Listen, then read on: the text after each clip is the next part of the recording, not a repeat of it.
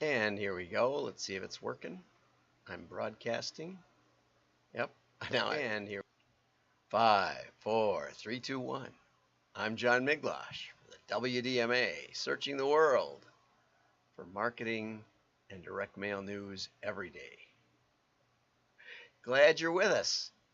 By the way, I try to speak with extra clarity, so if you want to listen at 2.0 times the playback speed, you can on LinkedIn and YouTube, and I'm not sure about Twitter and the others, but there's a lot of them. So that's what my kids do. Listen after the fact, and it's almost never more than 10 minutes if you do that. But I do try to speak with clarity so that it works at double speed. Goes fast though. Hey, somebody's commenting. Hey, Diggs. Wow, I don't see many people from Twitch. Nice to hear from you. Okay, let's get over to the news. We're going to talk about back to school a little bit.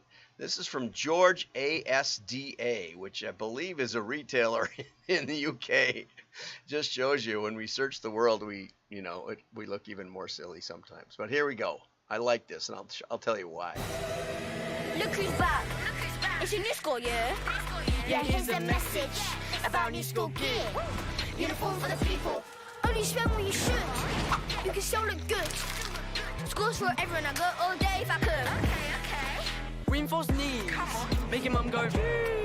Uniform for the people. Last so long. I need light for these. Uniform for the people. Uniform for me. Let's go. Uniform for the people. Uniform for me. Come on. Okay, and I'm not exactly sure about the the sort of the genre of it, but what did I like? I liked the reinforced knees, right?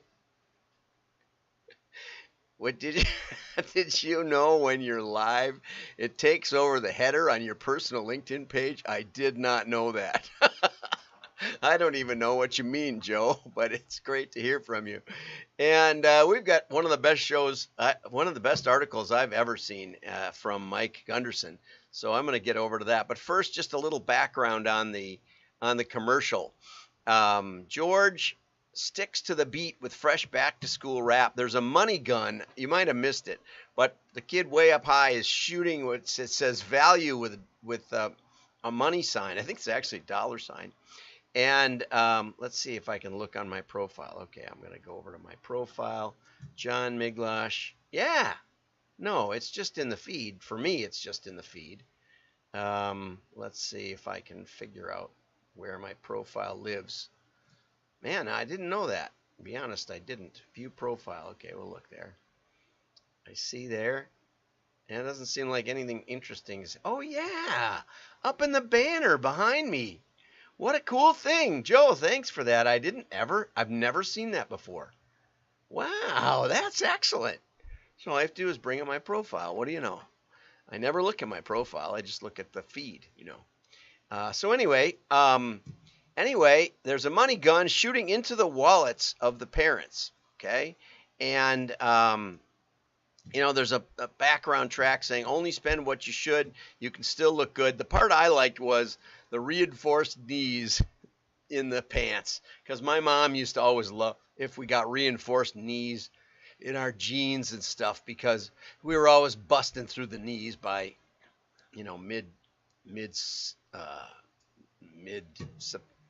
not September, but mid-season by December. Okay, so anyway, and another article, this one was from John Glenday at the Drum, but another article says that inflation's impact on back-to-school shopping is important. So if you're doing back to school, 36% of parents say no problem paying extra, but that's down something like 19% from last year. So it was 45%. No, 55% last year said no problem. So it's gotten to be more of a problem, and the average parent expects to spend $661 per child.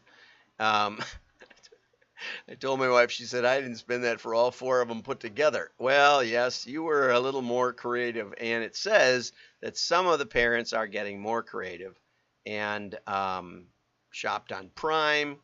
And no, I don't think. Yeah, I don't know if you can do that or not. You can send me one later, but I did see it. So thanks, Joe. Um, so now they're going back to in-person schooling and not doing the homeschool. So it's more likely that they need better outfits. Okay.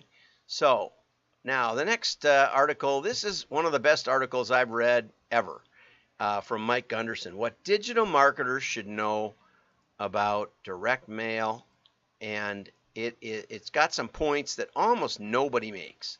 And so Mike is the founder of Gunderson Direct out in the Bay Area and San Francisco area, and he says, since I founded Gunderson Direct roughly 20 years ago, I've defended direct mail to digital marketers. Yeah, amen. I know I've been in that battle literally for my entire career, because everybody says, well, we could do this or we could do that, but ever since the internet came along, we've had to defend against the digital. And I think finally the evidence is in that it's not really, the digital is not all that it was promised and not as effective and now much, much more expensive.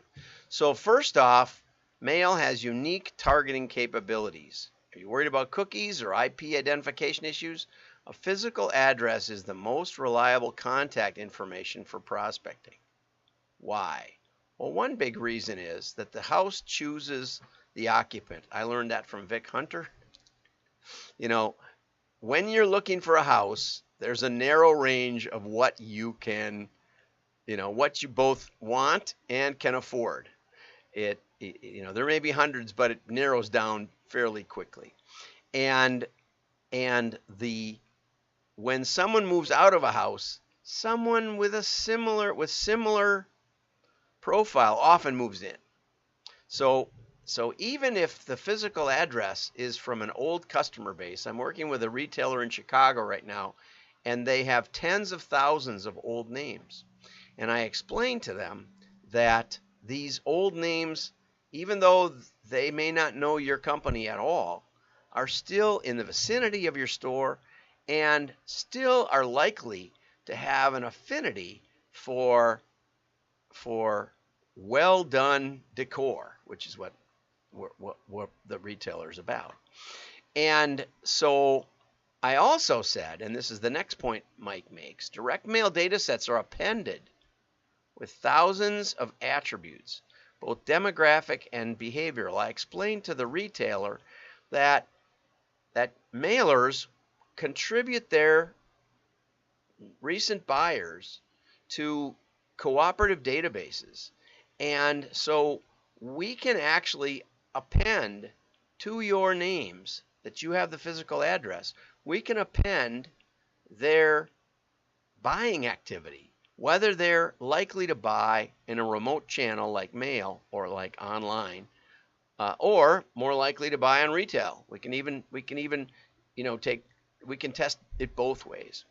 And so there's a tremendous value in the physical address that people in digital don't understand at all.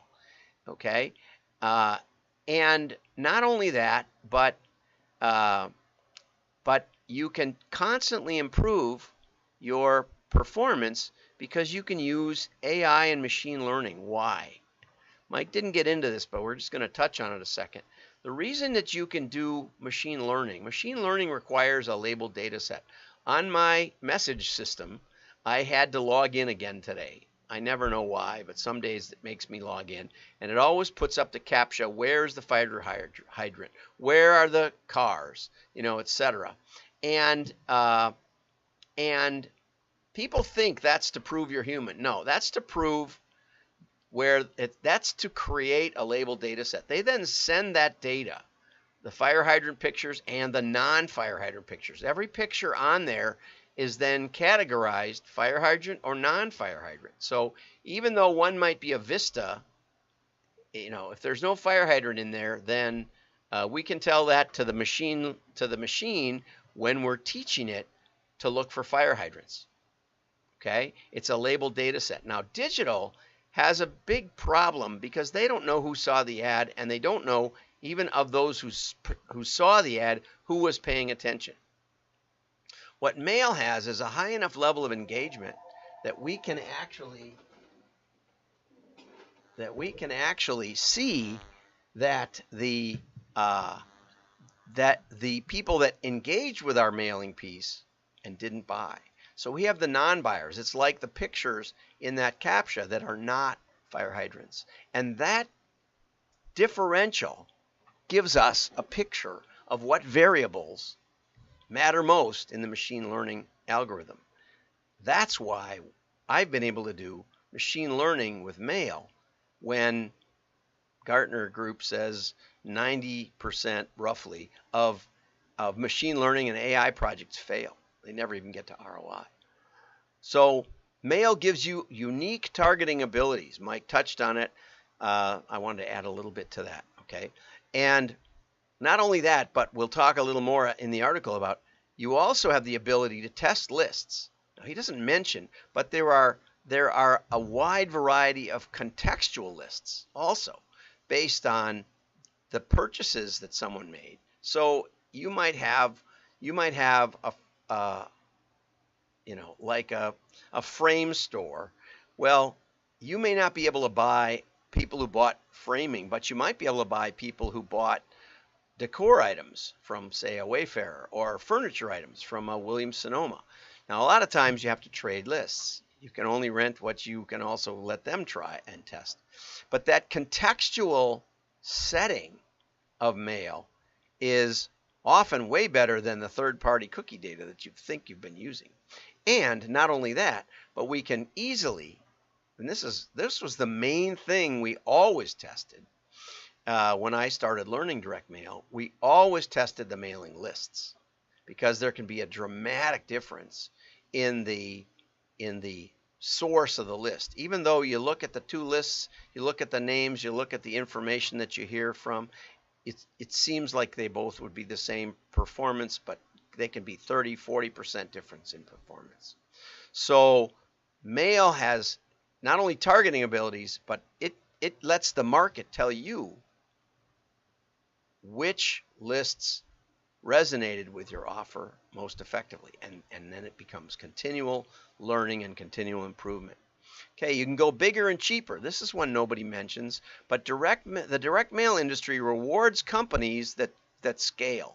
Your cost per lead, your cost per order often go down especially if you're testing from day one. It often can go down as you scale up. Whereas in digital, as you scale up and you find what you're really looking for, now you have to pay more and more and more because the competitors are also seeing what you're buying on your pay-per-click, etc., and they're going to compete with you. And so the more you scale, the more expensive it gets in digital. Okay, omni-channel, where there's way interesting things. USPS has informed delivery. People sign up for that so that they can not only can they see what's coming in the mail, but they can also click on response devices right off their phone. Looking at their mail, they can respond to your mailing. You can put a 4-color, not just the scan of what the USPS puts in. And so there's a lot of things that you can do in digital. You can also upload your mailing list to Google Ad Network. Not many people do it. It's more expensive than just putting banner ads up, but you can put a banner ad on the phone. The USPS also has free informed visibility, which tells you when the mailing piece is hitting at the household, and so you can then email them right concurrently with that. So Mike wasn't trying to get into all this, but there's a lot of things you can do with omni-channel to alert the consumer that something valuable is coming. Direct mail stands out. You might see 10,000 ads a day, but you can always, I remember yesterday we got mail from American Family, and we also got one of the health magazines that my wife subscribes to, here at the office. And so I remember the mail. I don't remember a single digital ad that I can think of. I did get an SMS about solar power because I clicked on something. But anyway, so direct mail consumption takes place away from the screen and can be reviewed at the prospect's leisure. It makes an impression even when people aren't interested. They still have to deal with it. The physicality of it means that you interact with it. Supposedly, your brain has 10 times more neural receptors for touch than for sight, and so there's a definite boost in engagement. How do you get started? The first is know your testing goals and your data set. Unbelievably excellent. Good point, Mike. First, do you have any names, right? And what can we learn from those names so that we can learn from the customers oftentimes and then prospect. So a first step is often triggered mailings designed to move prospects down the sale funnel. So you say, okay, well, we got pay-per-click. The person comes to our website, or we have a TV commercial. People come to the website. But the Lovesac case, one of their biggest breakthroughs was working with Brian Dillette over at LS Direct for triggered mail, so that when people visited, they were spending a lot of money to drive people to the website, but the website wasn't converting that well, and it wasn't getting people to the stores.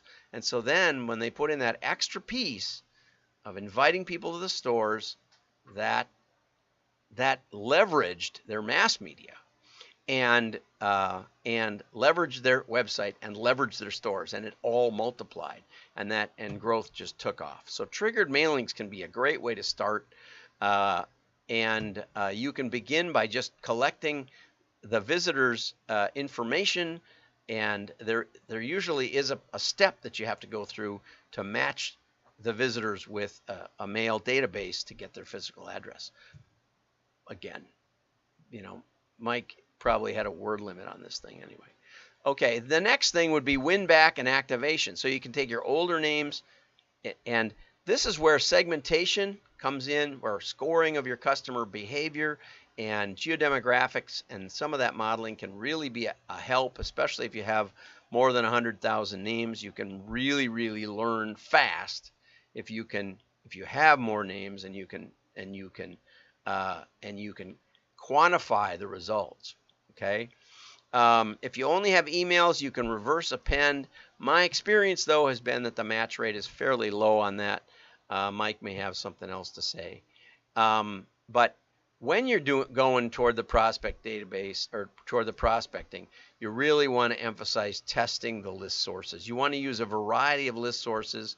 I know a lot of direct mail people these days, a lot of the kids, they just go to the obvious big list source that has all the data appended. But oftentimes that stuff is not as accurate as you think. Much better usually to have at least some what we call response lists in there, where someone actually responded and made a decision based on the mailing piece. It gives you a different sort of person who can make a decision rather than someone who's searching around on the internet and never comes back. Okay, offers. Direct mail is very offer driven. Again, a great way to test QR codes, call to action, make it visible. Don't bury the QR code in an image and assume you can teach the prospect that this image has more information than that. Focus on content that triggers response. Excellent stuff. I should also add that Mike references an ANA study, which I did include right here. Here's a story about it. And there's another study which I also included, which I'll upload. Is direct mail advertising effective? It was done in conjunction with Temple University just this January. So 2 studies. I'll upload those to wdma.org. You can get them as soon as the show is over, pretty much, because I put all my marked up stuff in here. Don't forget that you can test alternative approaches, alternative offers, and alternative lists. Usually you can do a 2-dimensional matrix where you can test both at the same time if you work with a professional that's used to doing that. Okay, and last is the manufacturing process. it does take time. Mail takes time, but it gives you a level of knowledge that other media does not give, which is why the Land's Ends and the LL Beans have continued to grow in the midst of all of the other media and issues and internet, because they test and they test and they get a level of knowledge that then can be leveraged into digital.